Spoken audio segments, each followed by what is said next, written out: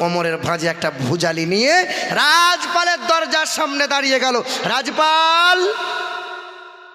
রাজপাল সম্মুখে যেমন দাঁড়িয়েছে ভুজালিটা বার করে মেরে দিয়েছে।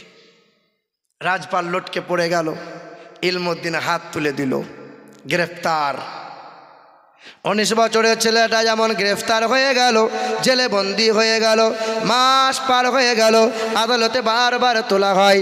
ইলমুদ্দিনকে জিজ্ঞাসা করা হয়, কি কারণে হত্যা করলে বলো, তোমার কি সেন্স ছিল, তুমি কি অচৈতন্য ছিলে? ইলমুদ্দিন খোশ মিজাজে বলে, না না না না, আমার চৈতন্য অবস্থায় খোশ মিজাজে নবীর দুশ্মনকে পৃথিবীর জমিন থেকে সরিয়ে দিয়েছে।